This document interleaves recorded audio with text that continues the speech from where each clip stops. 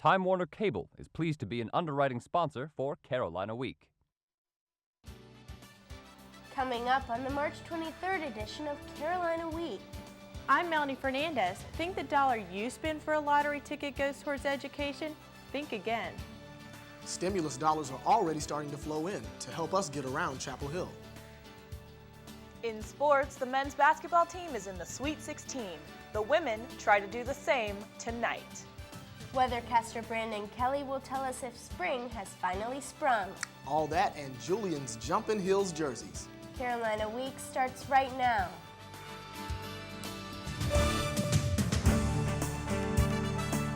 From the James F. Goodman Studio in the School of Journalism and Mass Communication at the University of North Carolina at Chapel Hill, connecting campus and community, this is Carolina Week. Nothing can be finer than to be in Carolina during March Madness. Hello, I'm Bethany Tuggle. And I'm Chris Neal. That's especially true when the Hills are marching through the tournament. The North Carolina men's basketball team is taking its NCAA leading 23rd trip to the Sweet 16. Carolina Week's Jason Kahn asked around to see what people thought of the Hills' performance on Saturday versus LSU. Chris, the Tar Heels are heading to Memphis, but it wasn't without a fight from LSU. So we had to ask Tar Heel fans, what did you think of the Tar Heels' performance on Saturday?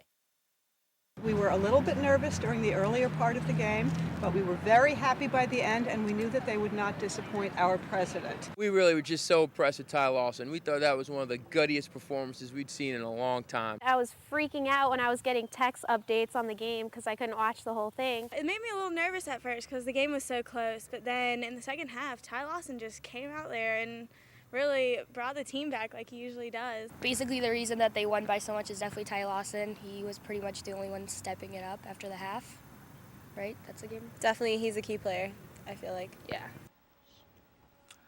The Hills play Gonzaga Friday night, and we'll have much more about the Hills' tourney hopes during sports. State officials are looking for any way to help solve North Carolina's financial woes. We go to Melanie Fernandez live in the studio. Melanie, some people say we're in a real mess. Bethany, when times are tough, making decisions is even tougher. When you have bills to pay and no money to pay them, what do? Take a look. The price of this lottery ticket is supposed to help support education programs, but Governor Beverly Perdue is dipping into the state lottery funds to pay overdue state bills. Purdue's two-year state budget proposal would take $88 million from the North Carolina Education Lottery to help relieve the state budget crisis. This would take more than $5 million away from efforts to help support after-school programs. Another $38 million was earmarked to build schools. Student education major Alex Moysic is worried about how Purdue's plans will affect her future students. Students need to be involved in as many opportunities as they can in the classroom, and if they're not given that opportunity because the budget won't allow them to be, then that just takes from them. Pulling from the North Carolina Education Lottery will also affect teachers' jobs as well as their salaries. Moysic worries that even if teachers do get paid better, there won't be as many of them in the future. Teaching positions are also being cut, which means there's going to be more children in each classroom, meaning that the overall effectiveness of a teacher goes down. The North Carolina Lottery website says half of the lottery proceeds go to reduction of class sizes as well as high-risk children. 40% goes to school construction and the remaining 10% to fund college scholarships. Mother of two Mary Catherine Hines says she was skeptical about the lottery from the start. She says the misuse will only bring more problems. Having kids without activities to do after school, I think it's just going to cause more problems that are going to cost us more money in the long run. Governor Perdue still insists that education is one of her top priorities. Melanie, all we're hearing is bad news about the state budget and how it's affecting the education system. Is there any good news? Yes, Bethany. Governor Perdue said that in light of the troubled economy, she wants to find a way to make higher education affordable for everyone. Melanie Fernandez live in the studio. Thanks, Melanie.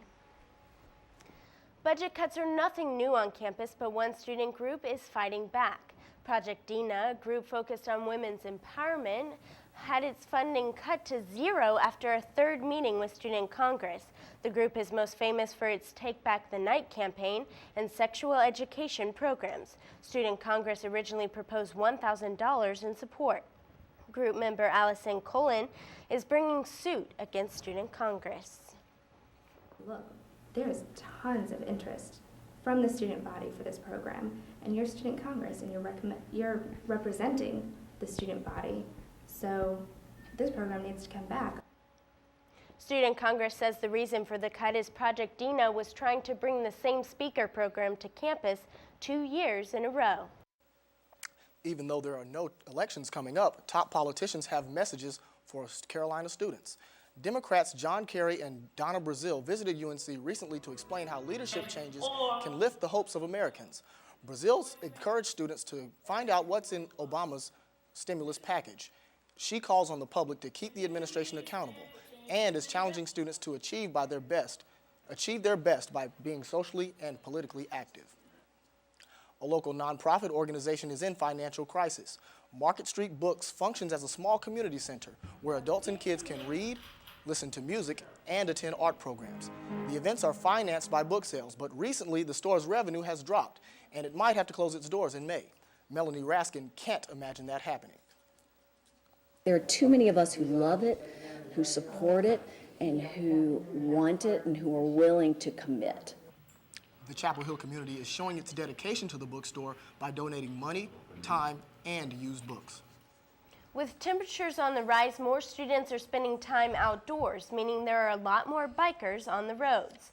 One member of the Chapel Hill Town Council is pushing for the North Carolina driver's license test to include questions about current cyclist laws. He says we're promoting such forms of transportation, yet many cyclists are in danger if drivers aren't aware of the laws or rights of their road companions. Drivers are supposed to give bikers at least 2 feet of space, but bikers can have an entire lane if they want it.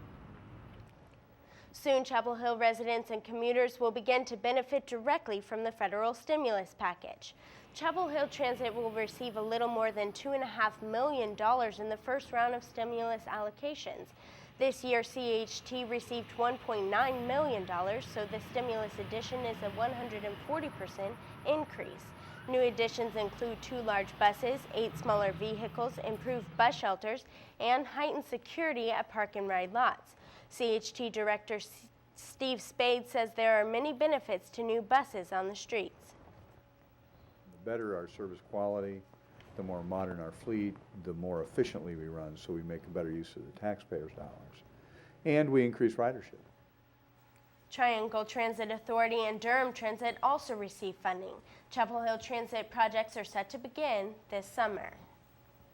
Ethnic diversity is very important at Carolina. Coming up after the break, we'll get to see one of the traditions of the first Americans.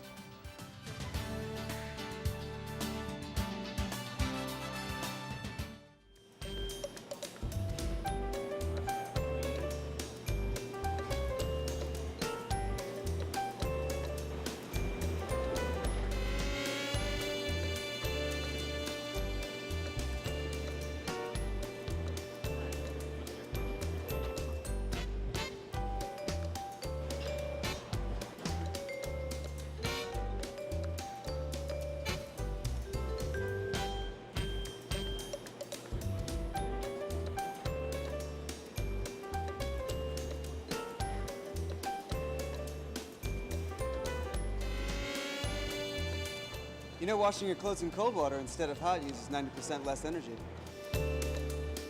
I know.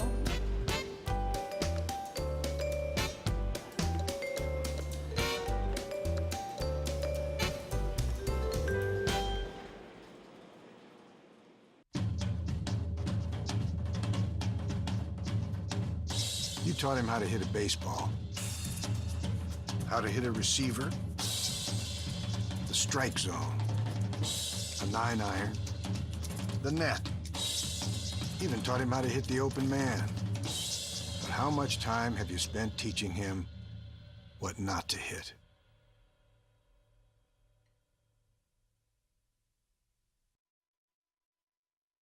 Preparing for a 4-year university is one thing, but imagine preparing for medical school at the same time. Candace Rich looks at the life of one very busy Fayetteville High School senior. Deborah Johnson is a senior at Howard Health and Life Sciences High School. Like many other seniors, Johnson is preparing to graduate and start college, but her school is helping students get ready for the world of medicine. Wearing scrubs and studying for college classes is only the beginning. I like the fact that we're able to take the college classes here and still be monitored as well, monitoring our progression.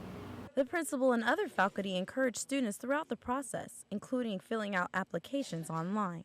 I think the students here have a goal to be college ready, and so the classes here are to prepare them for college, and so with that they have the attitude of they want to go to college. And go to college they do. Juniors and seniors take classes at Fayetteville Technical Community College. I wanted to be a step ahead. I didn't want to be in a regular high school, and I thought this is a great opportunity for me. Because of all the guidance she has gotten in high school, Johnson continues to work hard and sees medical school at UNC in her future. In Fayetteville, I'm Candace Rich, Carolina Week. Johnson is in the very first graduating class at Howard High School, and she's still waiting to hear back from UNC, but she's excited to be accepted by 2 other universities. North Carolina has a rich Native American history. Dancers, singers, and spectators gathered in Fetzer Gym to celebrate that on Saturday. Powwows are meant to educate all people about important traditions of Native American life, including dancing and storytelling. Performers work hard to honor their tribes through footwork, instruments, and songs. Jingle dress and fancy shawl are 2 modern dance categories performed in traditional themed attire. Many of the accessories and clothing for powwows are handmade. University Lake and Cane Creek Reservoir are recreation hotspots in our area. This weekend, the lake was at full capacity from the winter rain, and some came out to relax on the water and enjoy the scenery.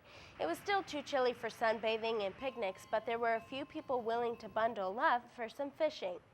University Lake will be open Friday through Monday from 6:30 a.m. until 6 p.m., and Cane Creek Reservoir will be open only on Saturdays through June 30th. Local high school students are leading efforts to educate kids about the dangers of smoking. The Tobacco Reality Unfiltered Club, or TRUE, is a statewide anti-smoking campaign. Teens in the local TRUE Club held a carnival at Walmart in Hillsboro on Saturday as part of Kick Butts Day. In addition to food and games, prizes, and the carnival offered information about the smoking and a chance for kids to sign a non-smoking pledge. Attendees also heard about others' battle with cancer. Like, it's never gonna happen to me. I was one of those people. Organizers say kids are never too young to learn about the hazards of smoking. Did you wake up on Saturday morning wondering, why are there hundreds of people running through campus? Well, those runners were part of the 4th annual Race for a Reason 5K. UNC students, faculty, and community members gathered Saturday morning for a cross-campus run. UNC sports clubs donated all the proceeds to the Blue Ribbon Mentor Advocate, a group that mentors, tutors, and provides scholarships to local high school students. And we're here with Brandon Kelly, weathercaster. The weather was gorgeous this weekend for that 5K run. Yeah, Brandon, it seems like the weather's getting slowly a little bit warmer. Is that going to continue? Well, it was warm today, but unfortunately we are going to be a little cooler tomorrow. Could even see some rain toward the end of this week. Coming up, I'll let you know how much longer the weather will allow you to enjoy your favorite outdoor activities.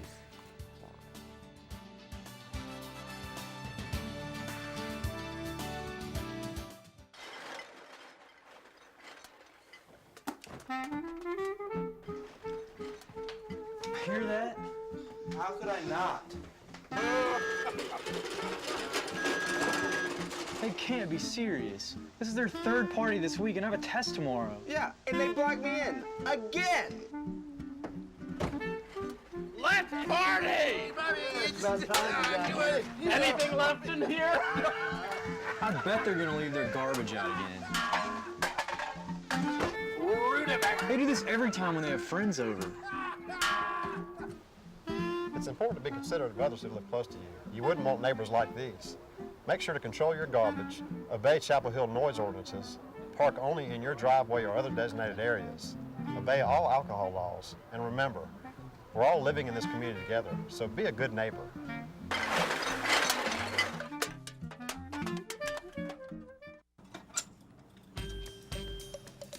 Hey man, what's up? Not a whole lot, man. Just waiting on the bus. How about you? But you got your bike. Yeah, so? How are you gonna do that? Oh, you can put your bike on the bus. It's easy. I'll show you how. Oh. First, pull the rack down. Then, just lift your bike and place the tires in the rack. Finally, lift the lever and snap it into place to hold your bike securely. Chapel Hill Transit, working for you.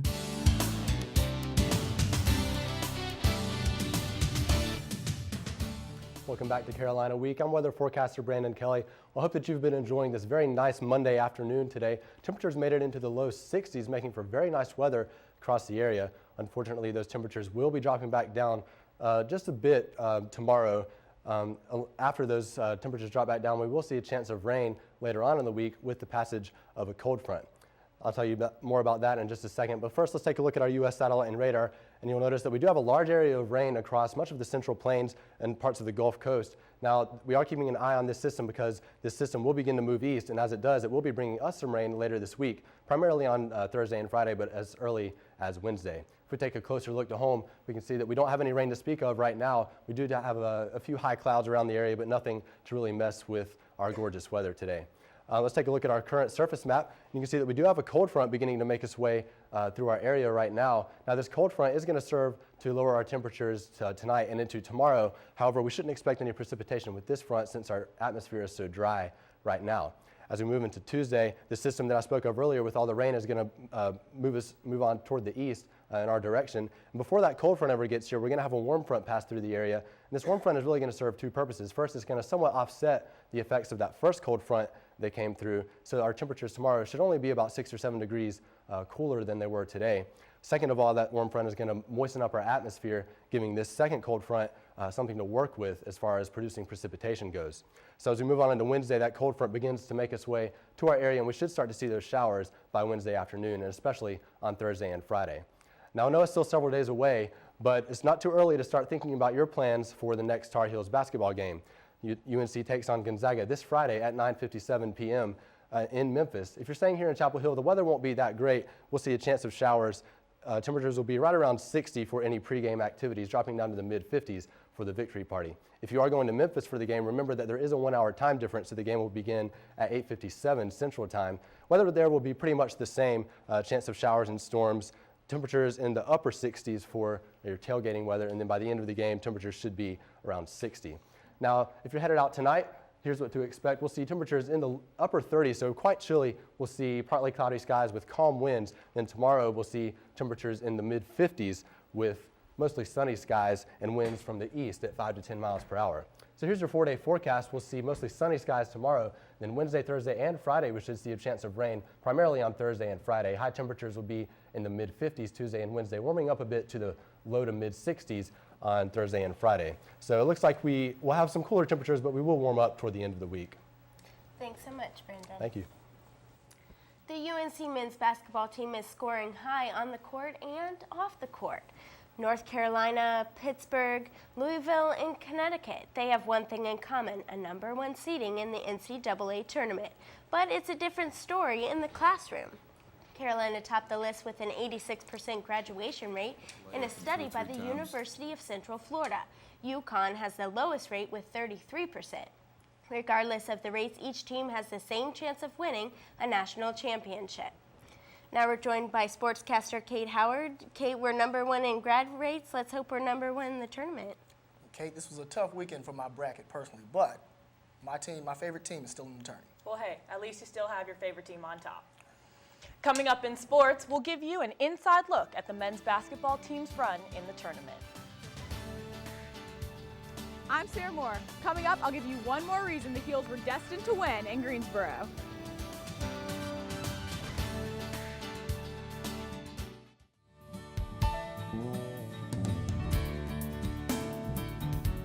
Want to start a business? Have concerns about state regulations? Need information fast? Don't fret. The North Carolina Business Service Center is here for you. When you've got questions about business, we've got the answers that mean business. Pick up the phone and dial the Business Service Center. Call 1-800-228-8443. Un día en el bosque las ratas jugaban. Fósforos que no es muy aquí antes de tratar. Solo tú. No juegues con fósforos, no juegues con fuego. No hay nada para un pobre conejo asustado, a un pobre ratón sin casa en que vivir. Si un hermoso bosque es lo que deseas, no juegues con fósforos, no juegues con fuego. Solo tú puedes prevenir los fuegos forestales. ¡Fuego! Big enough to brush my teeth by myself. I'm the tallest kid in my class. I haven't worn diapers in years. I'm much less likely to vomit at random now. My cups don't have lids anymore. Mine either. I'm getting pretty big. But to help me survive a car crash, I still need you to give me a boost. Until they're 4'9", use a booster seat in the car and don't let them down.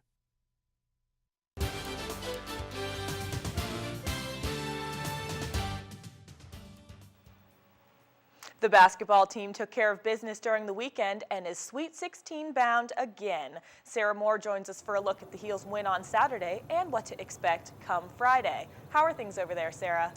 Kate, UNC had plenty of success at Greensboro Coliseum over the weekend, which, as you can see behind me, is located on Ellington Street. This might be one of the reasons that the Tar Heels are headed to the Sweet 16. But in Wayne Ellington's defense, it can't just be a road name that made him so good. Ellington had 23 points in Saturday's game against LSU. Wayne, he's an incredible scorer. He's been in the zone ever since the ACC tournament. He's continued to play that way. And how about the rest of the team? Ty Lawson fought hard through the pain of a hurt toe to contribute 23 more points, 21 of which came in the second half. Lawson says he's not worried about his toe getting worse. It's going to swell up every time I play and things like that. So, I mean, that's how he's going to be able to rest it and get back to 100%. Now it's expected, so I know exactly what I'm going to get and how painful it's going to be, or at least the worst it's going to be.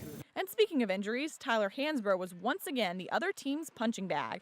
Hansbrough, however, is used to rolling with the punches, literally, and he was able to knock down 15 points. But for a team with such a deep bench, Saturday's game was rare for the Heels. Only 6 players scored. Combined, Ed Davis, Danny Green, and Deion Thompson contributed 23 points. It's going to take more teamwork than that as the Heels continue on in the tournament. Well, Ellington Street might have given Wayne Ellington the extra motivation that he needed in Greensboro, but I checked a map of Memphis, and there isn't an Ellington Street near the FedEx Forum, but there is a Carolina Avenue about 2 miles away, which might give the Heels the extra boost that they need to have success in the Sweet 16. Well, let's hope Carolina Avenue does the trick for the Heels to get to the Elite Eight. Thanks, Sarah. The women's basketball team began NCAA play Saturday, downing the UCF Knights 85-80.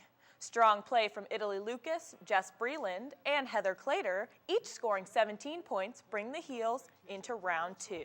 Clater was the spark off the bench, shooting 4 for 6 from three-point range, and here the senior drains it from the corner. Smart passes gave the Heels the advantage, with Breland as a force down low. Hatchell and the Heels are in their 21st tournament appearance and face the Purdue Boilermakers tonight at 7. Carolina versus Duke, back for a second time in Chapel Hill, but this time for a 3-game series on the Diamond. Fans in long sleeves cheered for Heel starter Alex White on Friday night, who went 7 innings, giving up just 5 runs. Levi Michael hit his 3rd homer in 3 games, sending it flying high over the left fence, and the Heels went on to win 8-5. Game 2 on Saturday afternoon featured sloppy play with unforced errors plaguing both teams. Watch Ben Bunting sprint to second on this Duke error, and catcher Mark Fleury made the highlights with this quick play to second for an out. But Duke runs don't lead to Tar Heel victories, and the Tar Heels fell 5-4. Roy Williams took time off from basketball Sunday to watch the baseball team play Duke, and the Heels gave up 7 runs in the second inning, so fans broke their rally caps early, and it worked. Carolina scored 8 runs in late innings, including Mark Fleury's solo bomb to the left that had the Bosch fans, well, bumping. In the end, UNC climbed a long, long way back, but not quite far enough. Duke held on for the 10-9 win and the series victory. The number 11 UNC men's lacrosse team traveled to Maryland on Saturday to take on the number 10 Terrapins. Maryland jumped out to an early lead, but the Tar Heel attackman Billy Bitter brought UNC back with a reach, with his single-handedly beat 4 Terrapin defenders to score this goal. Carolina surged in late in the third, scoring a loose ball picked up by Bart Wagner and a laser by Sean Delaney to push the lead to 7-5. The Tar Heel defense relaxed and gave up 2 quick goals to let Maryland tie the game at 7.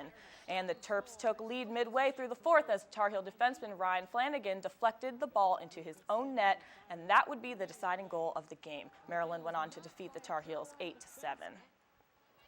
In women's action, 6th-ranked UNC fell behind 3-0 to number 4 Georgetown, but Carolina would rally behind Megan Bosica, who had 4 goals and 2 assists to take the 6-4 halftime lead.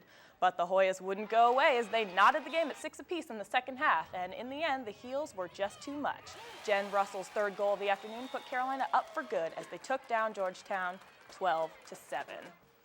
The Carolina gymnasts competed in one of its last tournaments this season, the East Atlantic Gymnastics League Championship.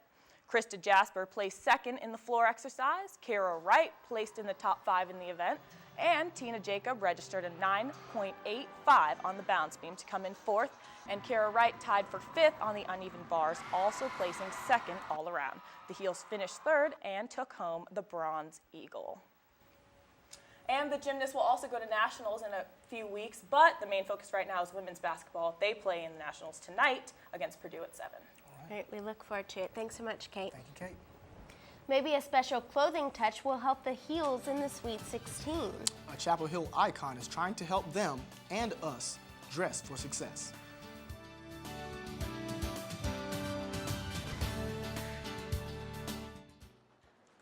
Can I help you, sir? Found these over by the stairs.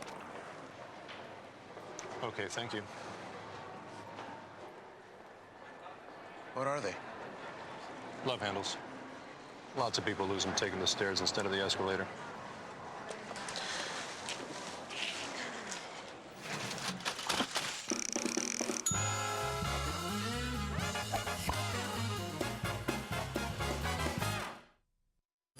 If you have a story idea, contact Carolina Week at 843-8292. You can also visit us online at carolinaweek.org. If you have questions about this program, write Carolina Week at Campus Box 3365, UNCCH, Chapel Hill, North Carolina, 27599. When you look good, you can cover up a multitude of faults. Take Chris, for example. Very funny. I'm just going to take that as a compliment. But one longtime Chapel Hill business is helping us all look good, whether we have faults or not. According to Alexander Julian, there's a one-of-a-kind experience behind this storefront. He has a game plan to keep an edge on the competition. We hope to be an arbiter of good taste and set a standard of excellence that reflects what this community is about, which is cool, hip, traditional values. Julian's on Franklin Street has been a focal point of Chapel Hill for more than 60 years. Despite an economic recession, the store's sales were up 23.4% in December. So what's unique about the store? His store now carries a line of custom-made men's and women's clothing. He says it can be hard to find women's outfits that suit individual taste and measurements at other stores. Courtney Locust enjoys the store environment. You might have an appearance from Alex, the designer in the store. You might see a whole bunch of your friends and walk over to the game together. The CEO strives to incorporate his art into the community. He has a line of clothes exclusively dedicated to his alma mater, UNC Chapel Hill. He creates fabrics, designed Coach Roy Williams' championship tie, and there's a store scholarship for students. UNC basketball fans may be excited to hear that Alexander Julian is the designer of the UNC basketball uniform. He hopes to expand the Argyle design on the side to a new clothing line, Argyle Nation. The collection will include a rainbow of many colors. Julian welcomes fans to visit the store and enjoy refreshments on game days. He hopes the 67-year tradition goes on for at least another 67. In Chapel Hill, I'm Carla Webb, Carolina Week. Well, you know, Chris, I've never been to Julian's, but it looks like a great place. I might have to make it out there sometime. Oh, it's great. They've got a fabulous selection of a bunch of things and a lot of Carolina blue in there, so you can always find something good to put on and go to the game in. But that does it for this edition of Carolina Week. Thanks so much for watching and have a great night.